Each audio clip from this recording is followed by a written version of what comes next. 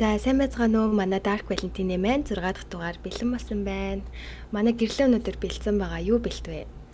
Сонсноо. Одоо удахгүй сонсно. Тийм дээрээс нь манай подкаст чинь нэмэх 18 болохоор жоохон хүмүүстэй л гараарэ. За би өнөөдөр нэг юм 18-тай нэг жоохон эрэгтэй хүмүүсийн талаар ярих гэж байгаа. Тэгээ Conrad Henry Roy 1995 оны 9-р сард төрсөн. Гэрийнх нь Roy-г дүрсэлж хэлэхдээ амар тийм атлетик, бейсбол тоглодог, муу их онц сурдаг нэгэн байсан. Тэгээ гэвч амар юм сэтгэлийн шаналлалтай, депрессэнд орсон байсан. Тэгээ өөрийнхөө видеог ингээ хийгээл тэрэн дотроо надад маш их хэцүү байна. Би өөрийгөө чөтгөршөг болсон юм шиг мэдэрч байна. Энэ депресснээсээ болоод надад ямар ч амьдрах хүсэл төрөхгүй байна гэх мэтэр ингээд ярьдаг байсан. Тэгээ ер нь Conrad-ийн ээж аав нь 2011 онд салснаар Conrad эрс өөрчлөгдөж депресстэй болж эхэлсэн. Тэгээ одоо энэнээсээ болоод сэтгэл мэдрэлийн эмнэлэг твтэж эмнэлэгт байхдаа бас л хийдэг дуудаа өөрийнхөө амиа орлогыг завдж исэн гэлээ. Тэгээ дээрэс нь ээж аавынхаа садалтаас болж эцэг эхтэйг одоо ингээл нилээн хэрэлддэг, маргалддаг болсон. Зарим тохиолдолд бүр автагаа ингээд зодтолдог болсон байсан гэсэн. За тэгээд хэдэн сар имжлүүлэгдээд гайгүй болж эмнэлгээс гараад Флорида руу гэрийнхэндээ амралтаар явж байхдаа Мишель Каррер гэх 17 охиностой охинтой танилцдаг. Мишель нь мөн л Конрадтай адилхан софтбол тоглодог, спортод их хайртай охин байсан. Тэгээ Мишелийг ангийнхан болон багш нар нь дүрсэлж хэлэхэд ер нь л бол тийм дуугаа даруухан тусч охин. Нэг юм нэх юм бол ер нь найз нөхөд их муутай байсан гэсэн. Тэгээ Мишель нь бас л одоо депрешнтэй, eating disorder буюу хоол идэхгүй өвчин гэдээ би монголоор тайлбарласан. Энэ нь болохоор нэг бол ингээд нэг их контролгүй иддэг шүү дээ, идээлээдэг, өөрөө юу хань чаддгүй. Эсвэл ерөөсөө юм идэхгүй ч юм уу, эсвэл одоо ингээд хоол идчихэж ингээд буцаагаад ингээд бөөлжөд гаргаад идэг. Тийм өвчтэй байсан гэсэн. За тэгээд энэ хоёр маань уулзаад, танилцаад Facebook болон одоо өөр аппликейшнуудаар өдөр шөнөгүй харьцаж эхэлдэг. Ер нь бол амьдрал дээрээ яг ингээд нүрээ харж уулзсан нь 3-4 удаа уулзсан байдаг. Тэгээ бүр Conrad-ийн ээж нь хүртэл Мишель гэж хин гэдгийг нь мэддэг байсан гэсэн. Тэгээ энэ хоёрын мессеж нь ер нь бол ингээд depression, амиа орлолт гэх мэт зүйлүүд их ярьдаг байсан. Тэгээ бас яг ингээд албан ёсны найз охин байна гэж хэлэхэд айгүй хэцүү. Яагаад тэгэхээр нэрч 4 удаа дээдлэн ингээд уулзсан болохоор.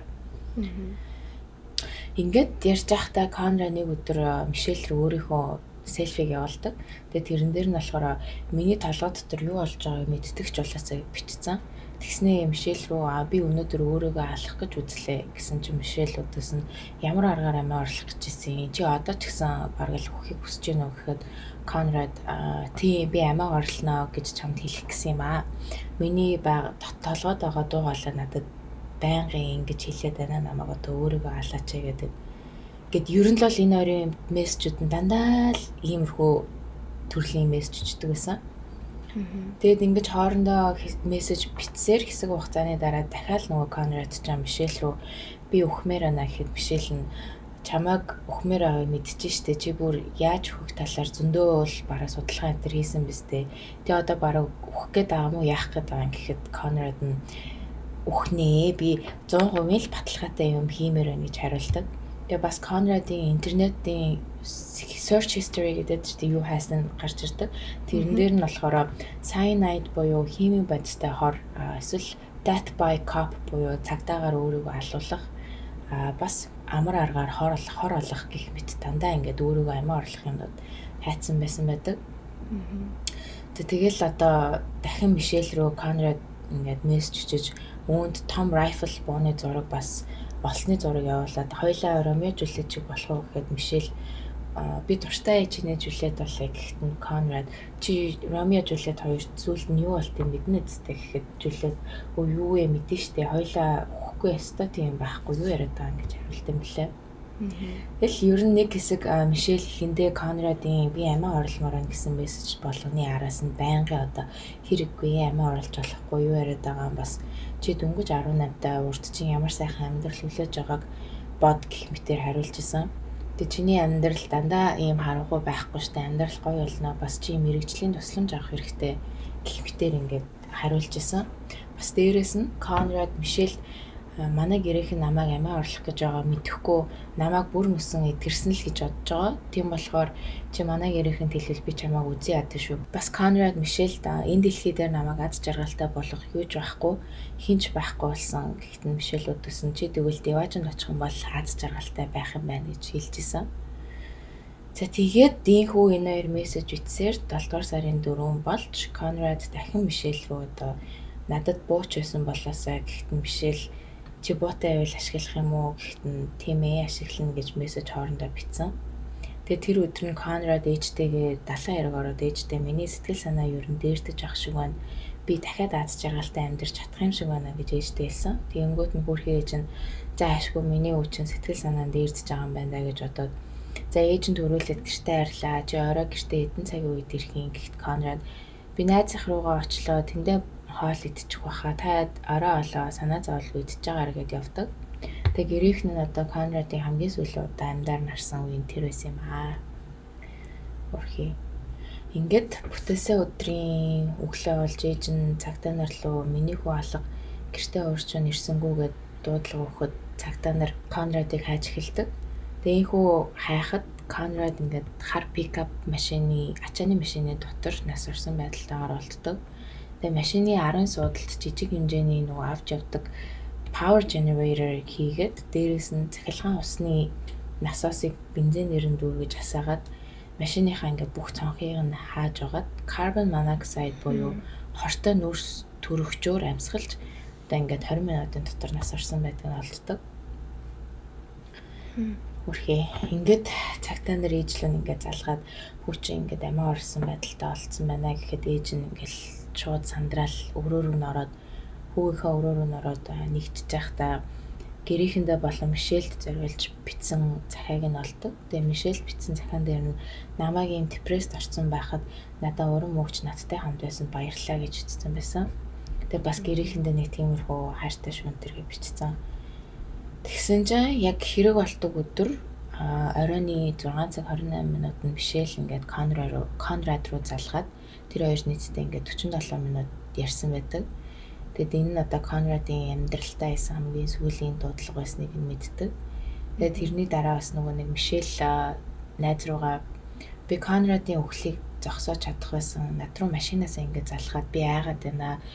Хийж чадахгүй юм шиг байна гэд надад хэлэхэд нь хилээд машинаасаа буухад нь би одоо эргүүлээ чи чаднаа буцаад машин руугаа ор гэсээр хагаад ингээд амийг орлуулсан ингээд найз руугаа битсэн байдаг. Ингээд Conrad-ийн оршуулга болоход Мишель оршуулган дээр нь ирээд заяа ээжээс нь надаа ингээд Conrad-ийн чандарлсан үнснээс нь жоохон өгөөж тэгээ бас өрөөнд нь ороод би хідэн хүссэн юм авч болох уу энэ гэж асуудаг. Тэгээ одоо мэдээч гэрийнх нь юу санагдсан нь ойлгомжтой. Тэгээ дээрэс нь Conrad-ад зориулж нөгөө нэг Мишель хандвийн буйны ажилтан зориулаад бейсболын тэмцээн зохиож исэн. Тэгээ бас Facebook дээр болохоор би найз залуугийнхаа амийг аварч чадаагүй ч гэсэн амиа хорлолтын эсрэг аян зохиож тэмцэгч нь болмоор энэ гэдэргээд пост бичсэн за. Тэг дээрэс нь бас дахиад нэг эвгүй зүйл байсан нь Мишель ингээд Conrad руу өнгөрснийхэн дараа нь байнга мессеж чичээд иддэг байсан. Жишээ нь их юм бол чи өгснээс хойш 1 сар өнгөрлөө өнөөдөр тэр өдөр бид бүгдэд маш хэцүү байсан. Гэхдээ одоо чи бид бүгдийн дээрээс инээгээд харж байгаа чамайг Деважинд аз жаргалтай байгаа гэдэгт итгэлтэй байна гэх мэтэр ингээл мессеж чийлэдэг байсан. Тэгсэн чинь цагтаа нар ингээд Мишель одоо ингээд мессеж чичээд ахаар амар сонь санагдсан шүү дээ. Яагаад ингээд мессеж чичээд байгаа юм бол гэд энэ хоёрын дунд яг ямар мессежнүүд байсныг шалгахад маш эвгүй мессеж байсан. Үүн дотор одоо Мишель чи зүгээр л дахиад утуулах юм хэтрүүлээд уучаач тээ. Ийм хэтрүүлэн хэрэглэхэд угаасаа л хүтэг гэдгийг мэдсээр байж бас чи нэрнгээс амиа орлох гээд байгаа бол одоо л хий буцна гэсэн юм байхгүй шүү гэж бичсэн. Тэгээд Conrad урд нь ингээд унтуулах юм хэрэглээд амиа орлох гэж үзчихсэн юм байна л да. Тэгэд имээ дутуу уугаад өхөөг байсан чинь Мишель өдөөс нь юу вэ чи бараг л өхөөг байгаа мó би чамд амар урам уурчин чамтай хамгийн сүүлийн удаа ярьж ийн гэж бодвол хамаг сэтгэл зүрхээ бараг зориулаад мессеж чичээд ах чам эргүүлээд хариу бичээд ах юм өхөөг байгаа мó чи гэж бүр тийм мессеж чичсэн заяа. Яа л та. Айгуу солиотой. Тэгсэн чинь Сэтгэл зүйчийн хэлснээр одоо Мишелийг өмөрч хэлсэн нь болохоор Мишель асран хамгаалагчийн дүр тоглосоор байгаад нэг өдөр уур нь их хурж ядаргаатай санагдаж Конрадын амиа оролтыг зоригжуулж урамшуулсан мессеж явуулсан байна гэсэн дүгнэлт гаргадаг. Тэгээ ер нь бол ингээл Мишель иймэрхүү ядаргаатай ингээл байнгын мессежч дарамталдаг. За чи яг өнөө орой хийнэцтэй гингүүд нөгөө Конрад ч өөрхий тэгж байгаа л хийнэ би бодож байна хийх үгүй юу гэл тэгэнгүүт Мишель чи амар ядаргаатай ерөөсөө хийхгүй байхan би чамаас бүр залхачлаа гэл одоо нэг иймэрхүү муухай дарамтлсан мессеж нийтдээ 40 гаруй удаа Конрад руу бичиж асуусан байдаг гэсэн. За ингээд цагтаа нар Мишелийн бичсэн мессежнүүдийг олж уншснаар Мишель одоо Конрадын хөл буруутай гэж тогтоож шүүхт дууддаг. Гэтэл Мишелийн хувьд чинь амар сайн хулж байсан. Тэгээд Мишелийг яаж ингээд өмгөөлсөн бэ гэсэн чинь Конрадын ууж байсан депрессний юмнууд бүгд амиа орлох нөлөөтэй бас Мишель ч гэсэн депрессний эсрэг юм ууж өдөр бүр 13-14-тойгоос бол хоош ууж исэн. Тийм болохоор Мишель энэ хоёр хоёлаа амар тийм эмний нөлөөнөөс олж золхын явдал болсон гэж өмгөөлөгч нь Мишелийг өмгөөлөд ердөө л 15 сар шоронд суух ял Мишель дүүхтэн лээ. Эннээс Мишель 11 сар суугаад гардаг. Тэгээд 4 сарын өмнө гарцсан. Яагаад гэсэн чи одоо шорондоо ингээд амар сайн хүмүүжигч байсан.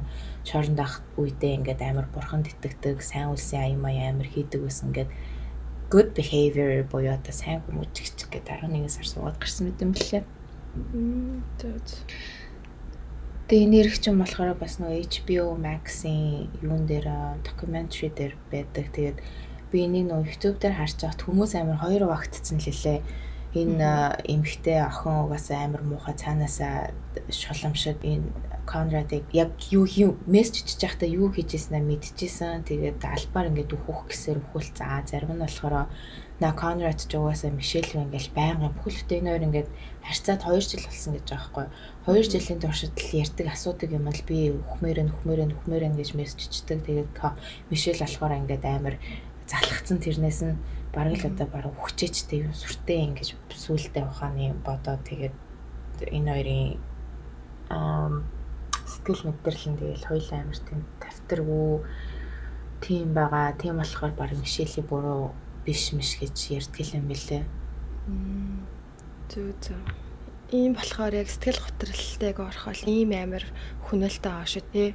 Хүмүүс бол үнэхэрийн заавал эмчилгээ имээ хэрэгжилж явах хэвээр сэтгэл санаагаа доктортой болохын тулд бүх арга хэмжээг авч иж дээрдүүлэхгүй бол ингээд бүх зүйл ингээ утахгүй санагдаад ийм болчоор үнэхэрийн ийм санагддаг л гэж одоо үнэхэрийн олон хэрэгнээс харсан болохоор хэвтэл халтаа.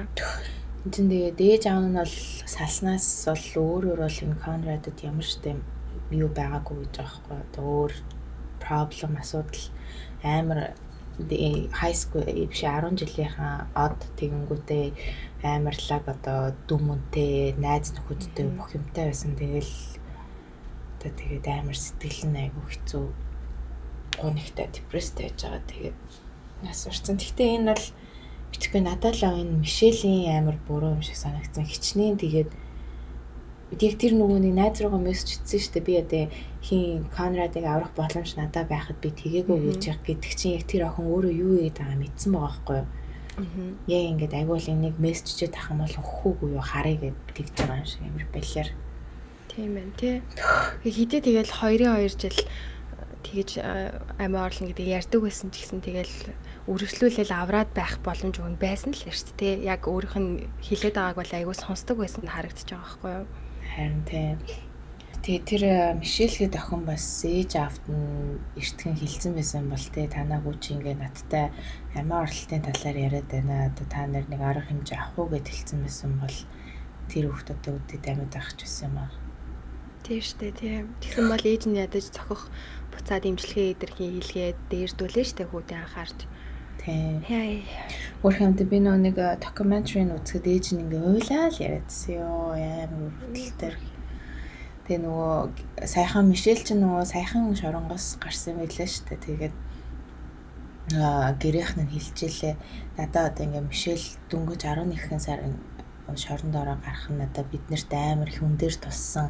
Тэгээ бид нэр Америкийн том шүүхэд өргөдлөө гаргасан Мишель Конрад хоёрын хэргийг ингээд дахин сөхөөжэй гэсэн чинь дээж өгөн татгалцсан л хариу өгсөн мөлий. Тэгээд одоо тэгээ яах вэ? Тэгтээ бид нар одоо Конрадад зориулж жил болгоо ингээд юу хийдэг suicide awareness буюу амиа хорлолтын эсрэг юм хийдэг байгаа. Тэгээд одоо хөрхий Конрадыг үгээ бид нэр амар санаж байгаа гэл мэдээд хэлсэн байлаа. Зөө. Тэгээ нэг иймэрхүү хэрэг байгаа. За. Бид хоёрыг дэмжиж бид хоёрын бас Instagram, Facebook руу ороод like, follow хийгээрэй. Тэгээ манай YouTube-ийг subscribe хийгээрэй. Анти нэрээ манай Apple Podcast-аас жоохон хоцорч ороод байгаа юм. Тэгтээ яг утахгүй бүх дугаар орчих байх шүү.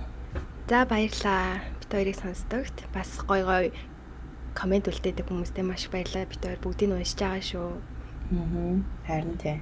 Дуун дээр амар санал ирсэн мөлий. Тэг хүсэх юм бол Балмад улаануудын лам гэдэг та нар ороод сонсороо амар гоё дуу. Манай тэр Балмадын YouTube-ийг бас subscribe дараарай. За баг.